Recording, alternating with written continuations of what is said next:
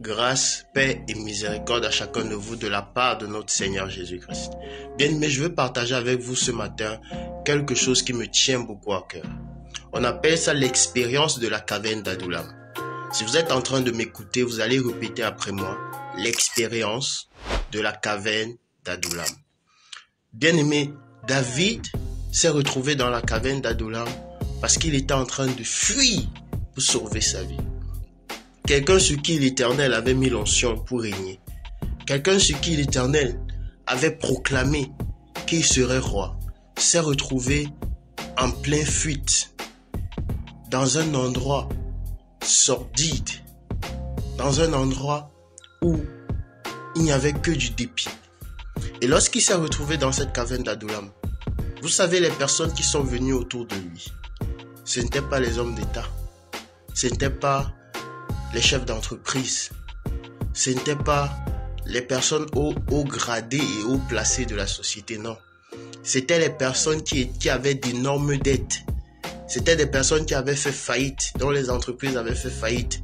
C'était des personnes qui étaient révoltées face au système. C'était des personnes qui étaient malades, affligées et qui en avaient marre de la condition dans laquelle ils étaient. C'était des personnes qui, à vue d'œil, n'avaient aucun potentiel pour pouvoir permettre à ce que David puisse accéder à Juda. Bien-aimé, lorsque tu te trouves dans cette circonstance, ou tout autour de toi, fais comme si il n'y a personne pour te soutenir, ou tu te retrouves encore avec des gens qui, comme toi, sont dans les soucis. Sache que tu es sur la voie de l'Éternel.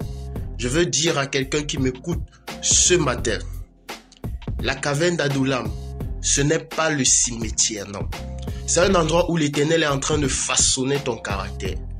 Il est en train de forger en toi un esprit de conquérant. Parce que les mêmes personnes qui sont venues dans ta vie lorsque tu n'avais rien, bien aimé comme David, lorsqu'il a été roi, c'est avec ces personnes-là qu'il a été roi.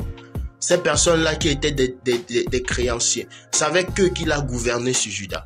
Alors toi également, lorsque le Seigneur va commencer à te dire, lève-toi et va vers Juda, sache que l'expérience d'Adullam te servait simplement pour bâtir le caractère en toi.